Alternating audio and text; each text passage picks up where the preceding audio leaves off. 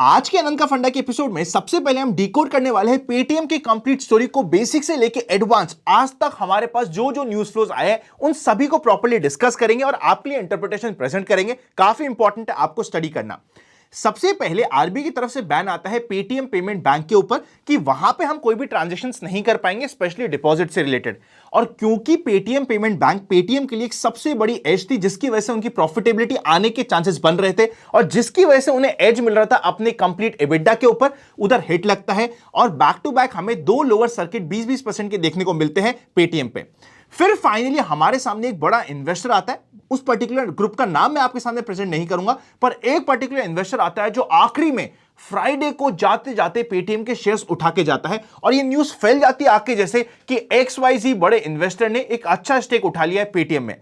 By the way ये वही investor है जिसने 2023 में मिड में इंडिया को डाउनग्रेड करा था और कहा था कि भैया इंडिया में आपका पैसा नहीं बन सकता।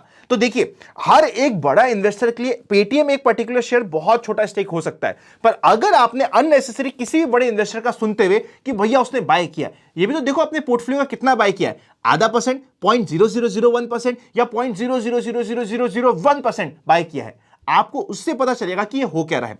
तो ऐसी न्यूज़ों पे हमें ज्यादा ध्यान नहीं देना चाहिए। पर यहां पे हमारे सामने न्यूज़ आई थी जिसका काफी हुआ बना था वीकेंड के ऊपर कि एक बड़े इन्वेस्टर ने बड़ा स्टेक बाय कर लिया पेटीएम में और सबको एक्सपेक्टेशंस था कि आज के दिन फाइनली पेटीएम का लोअर सर्किट खुल जाएगा, पर ऐसा नहीं होता। आज के दिन वापस से पेटीएम में लोअर सर्किट लगता है, पर अब लोअर सर्किट की लिमिट हो गई है 10%। और फिर आज के दिन मॉर्निंग में एक वापस से न्यूज आती है कि जियो फाइनेंशियल सर्विसेज पेटीएम का जितने भी वॉलेट का बिजनेस है जो इनका एक मेजर स्टेक रखता है उसे एक्वायर करने की बात हो रही है, जिसके चलते जियो फाइनेंशियल सर्विसेज 15% का सीधा अपमूव मारता है और बहुत मजे वहां पे आ जाते हैं इन्वेस्टर्स को। यह हो गई है कंप्लीट टाइमलाइन और कंप्लीट इवेंट्स जो पेटीएम में हुए। सबसे पहले हमें यह समझना पड़ेगा, जब भी किसी भी बिजनेस में किसी भी स्टॉक में उसकी सस्टेनेबिलिटी का क्वेश्चन आ जाए तब फिर हमें उड़ते तीर नहीं लेने चाहिए, थोड़ा सा सोच समझ के काम करना जरूरी होता है। क्वेश्चन यह भी आता है कि क्या पेटीएम में डेड कैट बाउंस आ सकते हैं? आ सकते हैं dead cat bounce. Dead cat bounce आने के सबसे अच्छे 3 सिचुएशन और 3 दिन होते हैं। पहला होता है 2.5 दिन, जो आज के दिन क्लोजिंग में था या फिर कल के दिन मॉर्निंग में था, या फिर होता है 5वां दिन, एट मैक्स 7वां दिन होता है जहां पे अगर हमें डेड कैट बाउंस चाहिए तो ये यहां पे इनिशिएशन होगा। तो यहां पे आपका ये भी क्वेश्चन आ सकता है कि अगर डेड कैट बाउंस आने के डिफरेंट टाइम रेंज हो सकती है तो उसमें हमें यूज कैसे करना होता है। देखिए, सबसे पहले जो भी हम डिस्कस कर रहे हैं सिर्फ डिस्कस कर रहे हैं आपकी एजुकेशन बढ़ाने के लिए। डेड कैट बाउंस को यूज करने का सिंपल सा तरीका होता है, जब भी किसी पर्टिकुलर स्टॉक में जो back to back lower circuit में लग रहा है, आपको वो पर्टिकुलर दिन ध्यान रखना चाहिए किस दिन आपको डेड कैट बाउंस मिल सकता है। अगर उस पर्टिकुलर दिन में लोअर सर्किट हटता है और वहां पे स्टॉक लोअर सर्किट से हट के थोड़ा सा भी ऊपर आता है तो वहां पे आपके लिए एक अपॉर्चुनिटी होती है, क्योंकि काफी बार ऐसा होता है कि सीधा लोअर सर्किट से वो ग्रीन चले जाएगा। इस चीज को आप समझ लीजिएगा।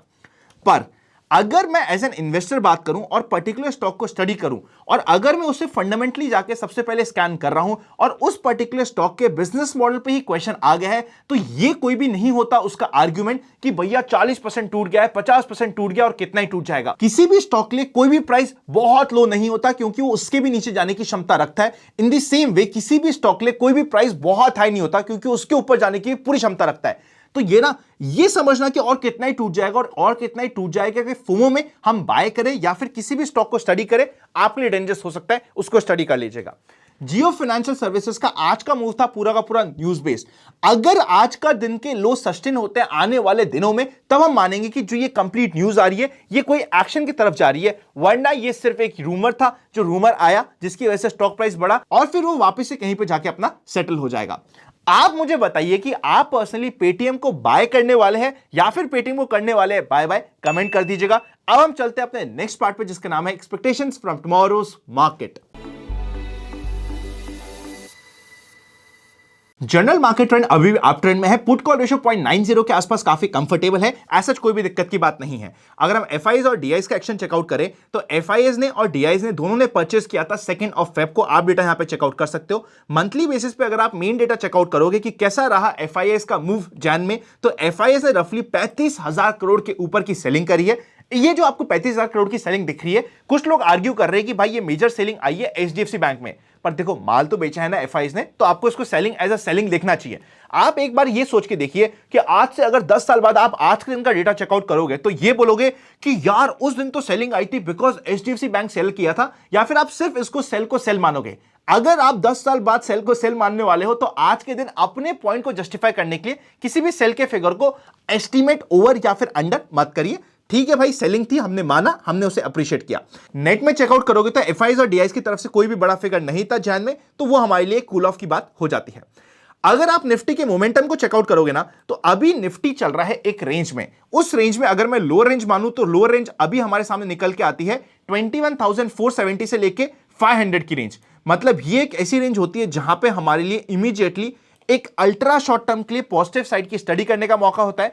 और जैसे ही मार्केट 22,000 के ऊपर जाता है, जब तक ये 22,200 के लेवल को क्रॉस करके ऊपर सस्टेन नहीं करता, एक बार अल्ट्रा शॉर्ट टर्म के पोर्टफोलियो में प्रॉफिट बुकिंग की बात होती है। तो बीच में कहीं पे हम अटके हुए मार्केट में, तो सिंपल सी बात ये होती है कि अगर कल के दिन एक अच्छा खासा गैप डाउन होता है तो मार्केट सीधा सपोर्ट के पास होगा, बाउंस बैक के लिए हमारी स्टडी में रहेगा। अगर गैप अप होता है तो इमीडिएट प्राइस एक्शन कैसा होता है उसके अकॉर्डिंग काम करना पड़ेगा।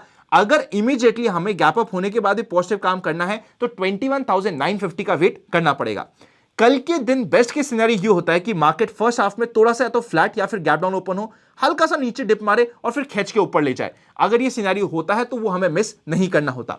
जब भी आप इंट्राडे में स्टडी कर रहे हो ना, आपका पहले से माइंडसेट रेडी होना चाहिए कि यार ये एक और ये दो सिचुएशन, इन दोनों में से कोई भी सिचुएशन मुझे स्क्रीन में होते हुए दिखी तो उसे मैं मिस नहीं करूंगा, और वही हो जाता है आपके बेस्ट के सिनेरियो।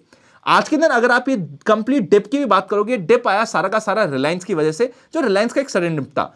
अगर रिलायंस वापस से 2900 को क्रॉस करके ऊपर सस्टेन करता है तो ये अपनी इंट्राडे की स्ट्रेंथ में आ जाएगा, वरना एक बार के लिए ये अल्ट्रा शॉर्ट टर्म के लिए थोड़ा सा वीक हो गया है। ये जो कंप्लीट पैटर्न बना हुआ है, ये एम पैटर्न बना हुआ है, जो थोड़ा सा वीक पैटर्न होता है, इसे आप बैक ऑफ द माइंड रख लीजिएगा। बैंक निफ्टी में आज के दिन एज सच कुछ भी नहीं हुआ। अगर मुझे कल मार्केट के गैप अप या फिर फ्लैट ओपन होने के बाद विदाउट नीचे रिटेस्ट किसी में परचेस करने की इच्छा हुई तो वो बैंक निफ्टी होगा, जिसमें मैं पहले देखूंगा। जैसे ही बैंक निफ्टी 46,020 के लेवल को क्रॉस करके ऊपर सस्टेन करता है, यहां पे एक पॉजिटिव साइड के अपमूव के चांसेस बने रहेंगे।